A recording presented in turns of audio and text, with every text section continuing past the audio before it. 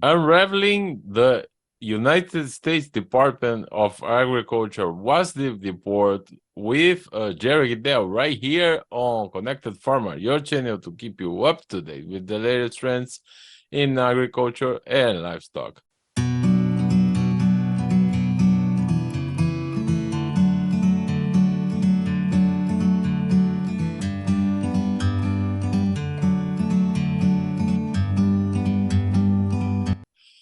So, Jerry, I think the big news with for the WASDE report is that the U.S. stocks of both corn and wheat have been reduced, and we kind of anticipated that the South American crop will be reduced, but the USDA reduced by a little bit. We would have expected more reductions.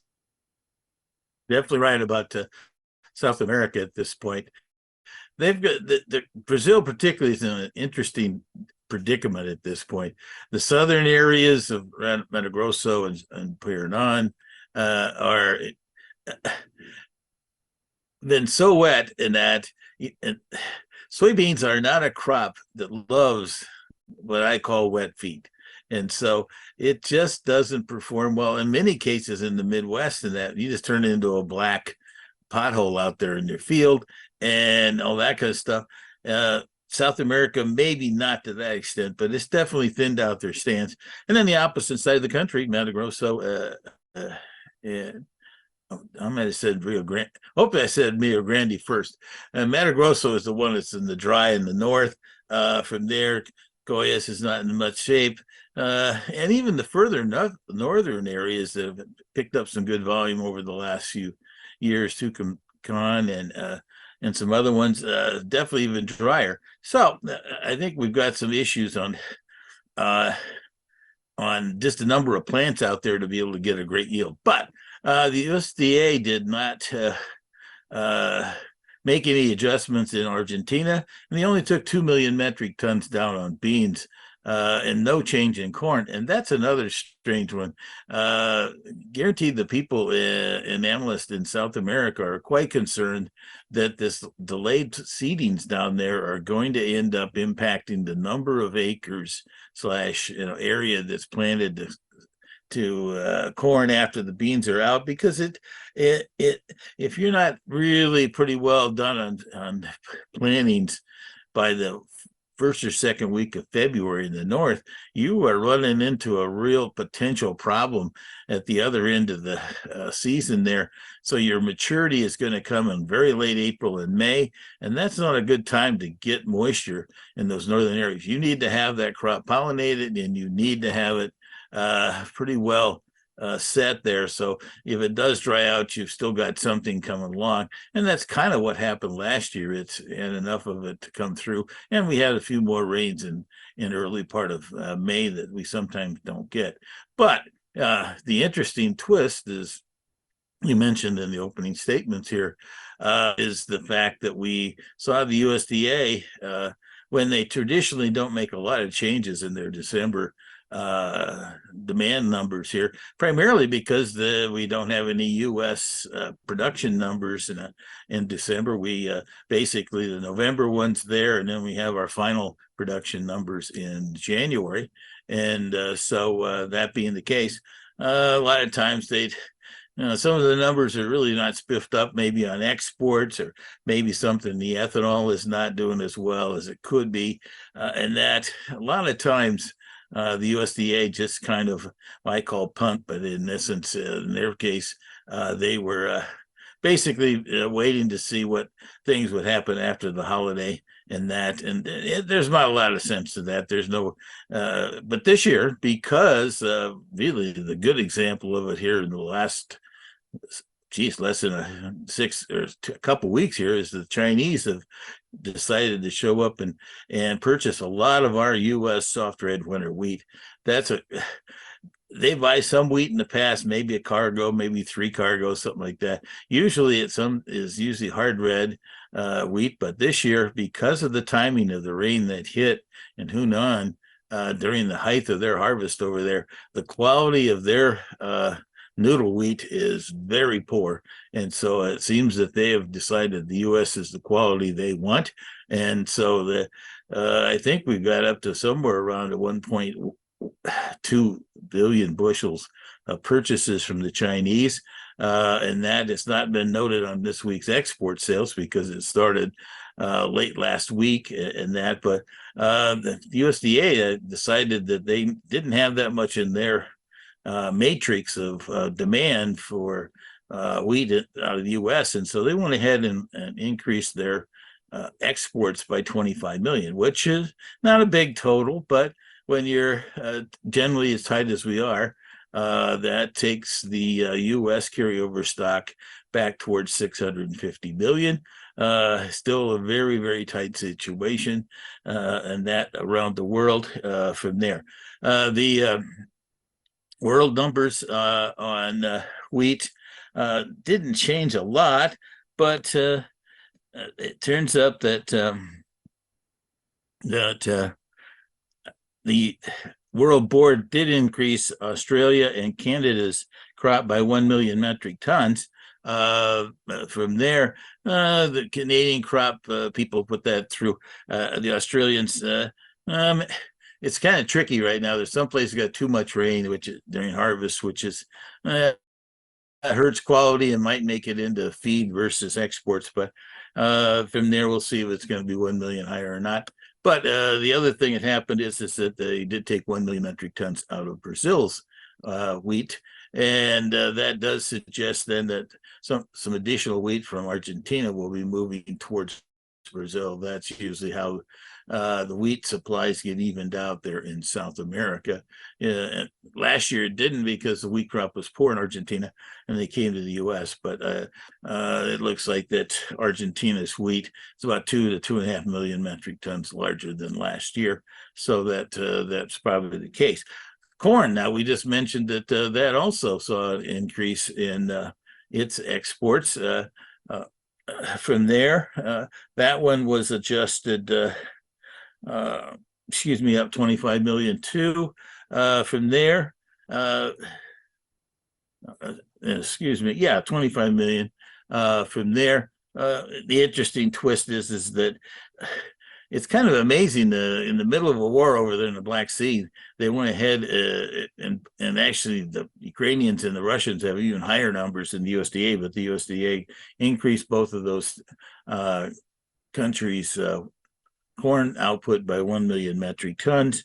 From there, from that standpoint, to some extent, the overall corn sales are significantly higher than last year, but we're also looking for a significantly higher number of corn exports. We've got plenty around. The prices are a lot more competitive. Shoot, we're talking about $2 in most cases here, lower in price than it was last spring and summer in the U.S. So that tends to find people willing to buy some stuff when you have a big discount on prices from one year to the next in the world markets at this point. So the beans, as we mentioned, there wasn't any change in that one. And I think that ultimately was kind of the demise of all the prices today, since there wasn't any changes in that, which, I don't know, it's interesting is that the U.S. DA decided to only take 2 million off their number of 163 to 161. Most of even the bigger private guys in South America are at 160, and there's actually a very strong 2 or 3 people that are 158 and less on beans down there, and I kind of feel that's still a possibility because of the fact that as I mentioned, this whole weather situation has hurt stands, and I think it's also going to reduce the number of acres being planted as people down there are, getting gun shy about planting beans. And I think they're also looking at the corn side of things, or cotton. Cotton's got a lot of play going on down there. And so that's another feature that is maybe going to have an impact on the outputs of beans and corn out of Brazil when we finally get some of the details worked out next February and March. Now, with all this package of information, with more demand for corn, more demand for wheat, reduced supply in several areas of the world, how come we got price drops on Friday? Well, it's kind of the classic scenario in the world of commodities. Uh, During the season, of course, people are always wondering if some interesting weather news might come through and create more moisture that would then come along. There's always uncertainties in some of the political issues around the world, and that. And after we had the early kind of enthusiasm in the beans, right after the announcement here, they realized that the unchanged number was still tight, but it's a scenario where, oh, maybe there's going to be something come through here in both either Argentina, and there is, I think, a better shot for better weather for Argentina next week than the northern parts of Brazil. But that's always the uncertainty, and so I think once the beans started to slide a little bit here, and that they kind of took corn and wheat on the defensive. But relatively speaking, we've had some very dynamic prices, 25 cents up in the beans and a dime in corn, or the same situation going lower in that. So it was a slow burn, but we kind of ended up on the defensive late in the session, as primarily the people that are basically kind of concerned about South America kind of got wore out and decided to be on the sidelines. Now, I want to jump into the geopolitical issues. Recently, the price of crude oil has going down for several consecutive days, and I read some news from the wires on Friday that now the U.S. will start imposing sanctions on transport carriers that are carrying Russian oil, and that is something that could impact significantly in several economic areas, including agriculture. Definitely right. That's a good little sideliner idea you picked up there from the energy markets, and the the twist of it is that a lot of times around the world, the people that are actually transporting the goods are not the particular, what they call the flag of that particular country. Like Russia will be utilizing Liberia and other, which is a very popular place, by the way, to register your bulk carriers and things like that, and other places around the world.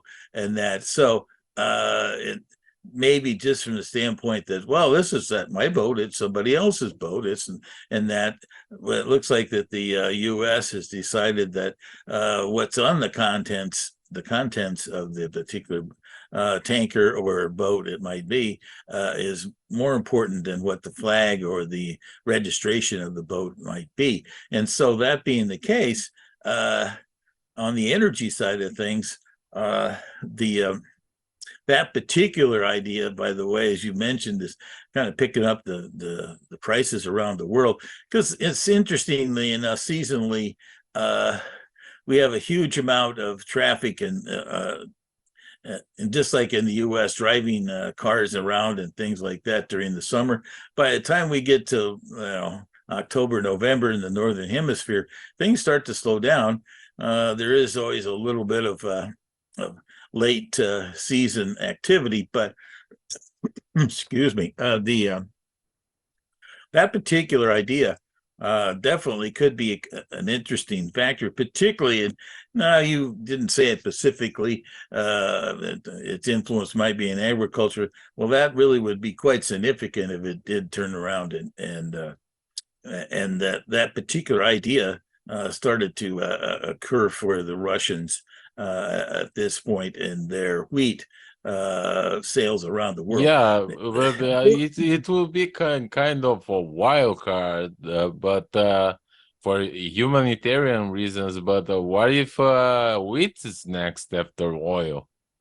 Oh, well, that's exactly right. That's what I just alluded to is the fact that the wheat market is a very important market to the Russians. I think to some extent they were over the last week or so, uh, they have, I'm not sure they got lucky enough that all of a sudden we had three big purchases going on. We talked about the Chinese soft red purchase US, but they also, the Russians sold some wheat to Egypt, and they also, excuse me, Algeria was out looking for wheat, and that we had 8 or 9 days of higher wheat prices. Now it didn't close higher today, but I kind of feel like that could be a very interesting twist here, as I think the world has come to the point of realizing that these are very inexpensive prices, and it might be a good time to get some coverage out in front of you,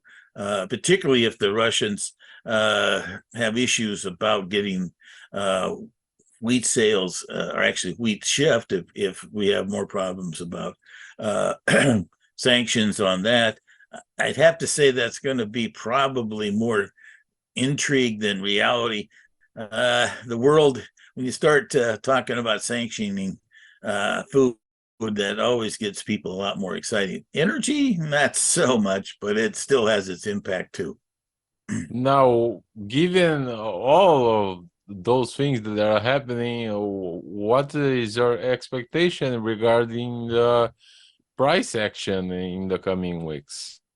Now, I like to say it's going to turn around big and we're going to have a flying start here, but I'm not sure that, unfortunately, this last half of December, when the world is moving through the many holidays and around the world, and that we start to lose our participants in that, and to some extent I think we had some of that happen over the last week or 10 days on the corn market. While it was sluggish, I think people were getting kind of bounced out of there on stops, then turned around the wheat market that had a lot of negativism because of the lack of business going on and things like that. It got kind of short covered out of here. We might have, as I said, a little bit of strength here, maybe through the middle latter part of next week, depending on what the weather is in South America and other places. And that, but then as we get really close to the holidays here, we're probably going to be kind of stuck in a sideways trend in market. So overall, I don't see there's a lot of downside after what we've experienced this week, and also the fact that the USDA did bring up both corn and beans export, or corn and wheat exports slightly. They're 25 million. We don't want to get too wild on that, but the same situation is going the other way and actually tightening instead of having it widen out from there. And to some extent, I think the world is going to still be quite interested on, disappointed here on the world transportation issues and that, and what's going on in the crude oil markets and things of that nature, and also, of course, South America and what type of weather they have. I don't think we're in a situation where we can just say, oh, everything's going to be fine in South America now.